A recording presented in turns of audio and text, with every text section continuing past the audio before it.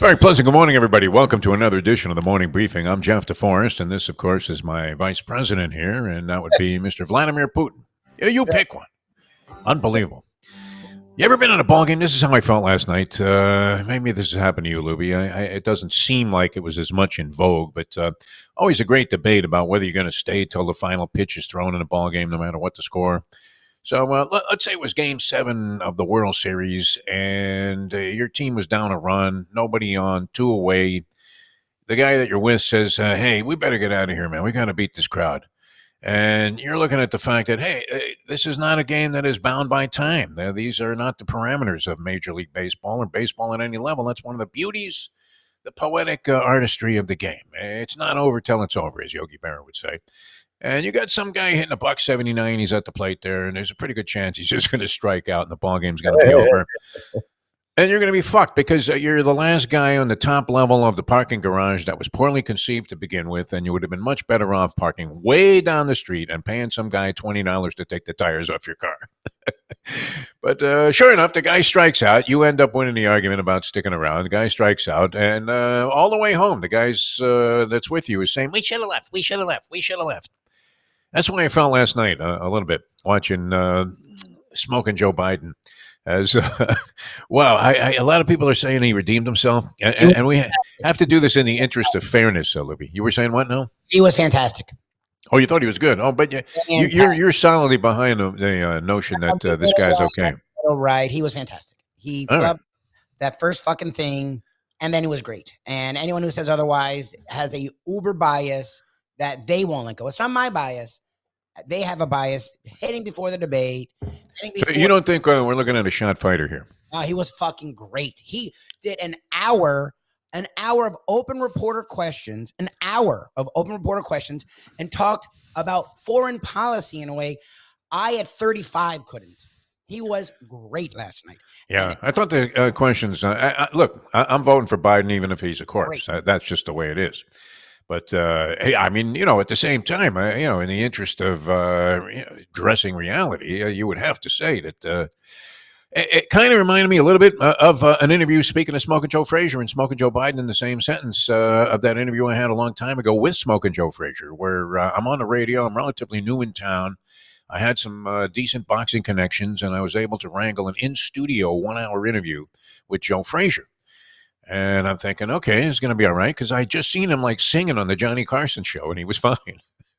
Sure enough, he comes to the studio, and the elements of dementia were becoming more and more apparent. And CTE, whatever it was, we didn't know much about that at the time. And I asked him the first question, and I thought, holy shit, I'll never make it through an hour with this guy. He doesn't even remember. He can't spell Ali if you spotted him the A and the L, the old Terry Bradshaw thing. And, but it wasn't as if, he wasn't in good spirits or whatever. He just, you couldn't understand a word this fucking guy said. And thank God his son, Marvis, was there. And even though Joe was speaking English, Marvis Frazier, his son, who, was famous for getting his face kicked in.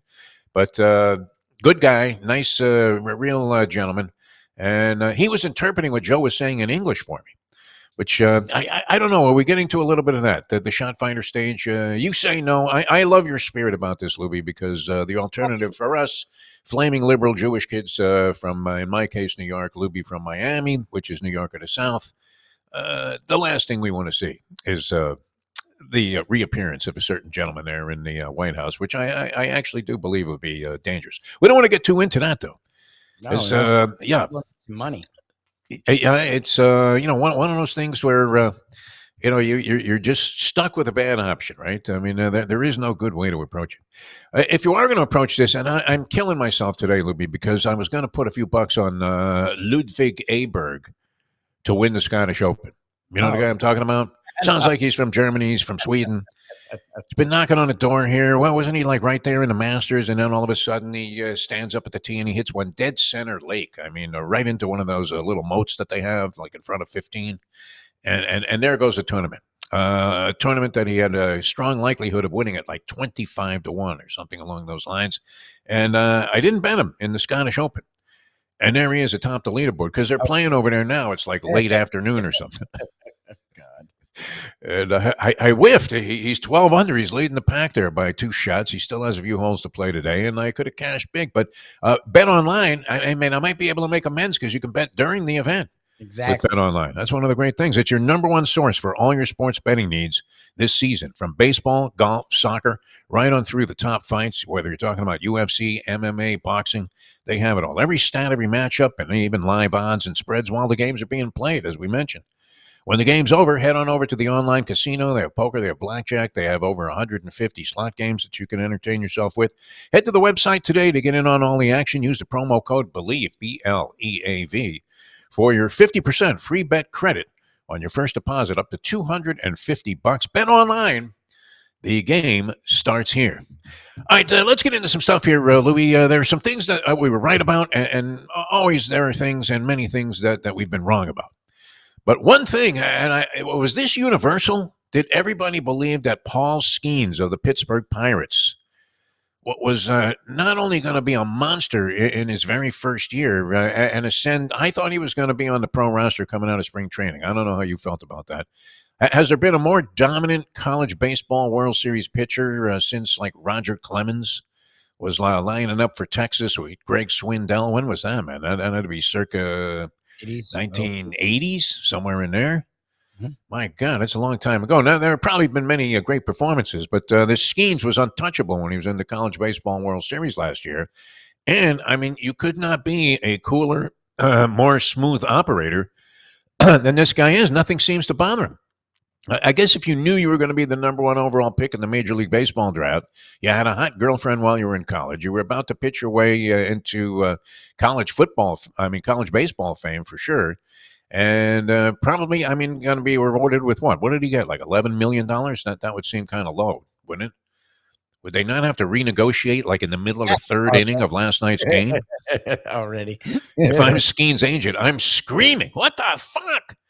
What are we talking about here? A no-hitter through 7 innings. They lifted him after 99 pitches, Lubie. I don't know what your feelings are about I hate it. that sort of thing. I mean, can you let this guy, this rookie, who's making his first this guy was in college last year. What do they play in college? 60 games, 70, something like that?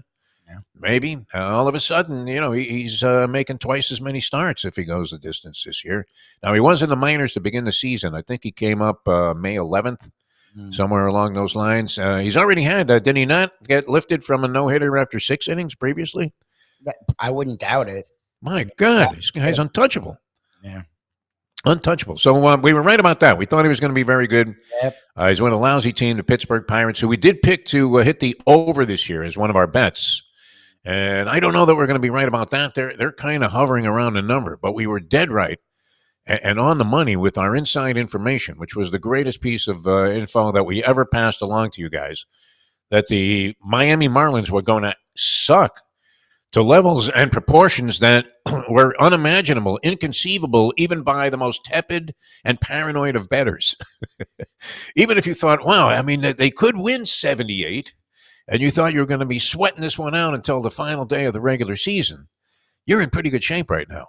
Because and they're talking about trading your man, Jazz Chisholm, Mike Lubie Lubitz, to the of all teams, the Yankees. There you go. Where he can take his 248 lifetime batting average. There was one. See, we got sucked in. We bought into the rhetoric. Is it possibly true that Derek Jeter, if he never takes another job in any level of sports management or executive position, that he would go down as the worst sports executive ever? Is that possible? No, that can't be possible.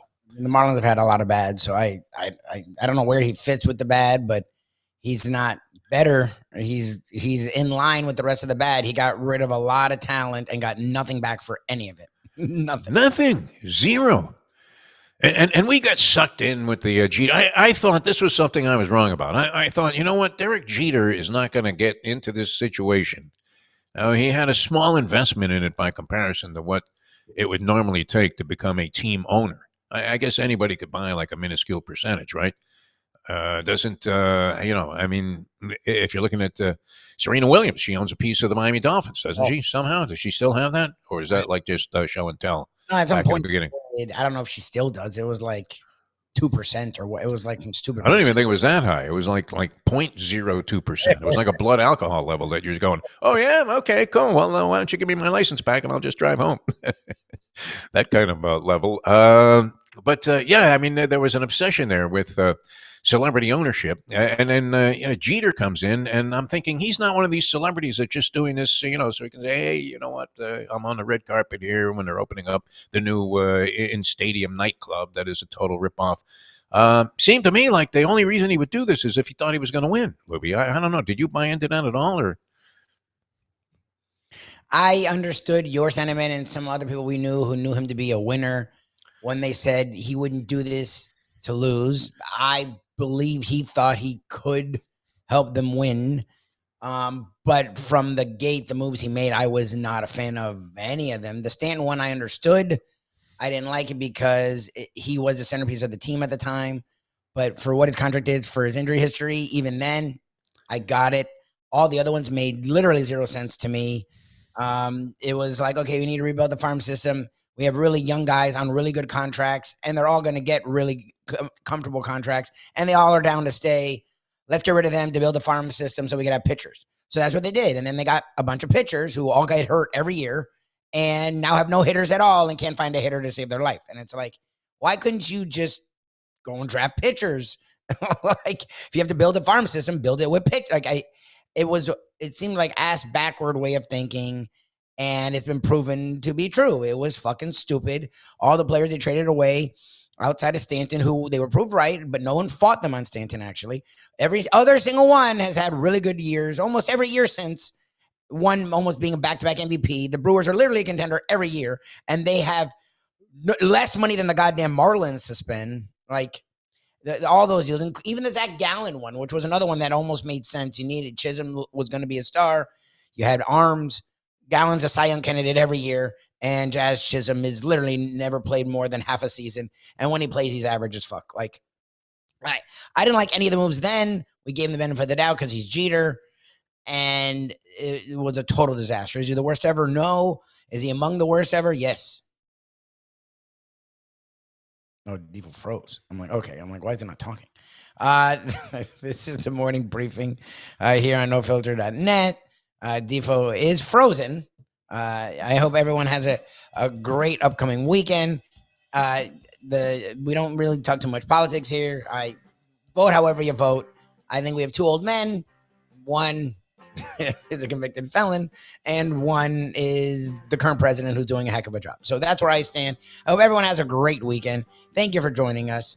And we will be back Monday after you have the Euro final. You have so many things going on in the world of sports still. And the Olympics and the men's are underway. USA had a decent game against Canada.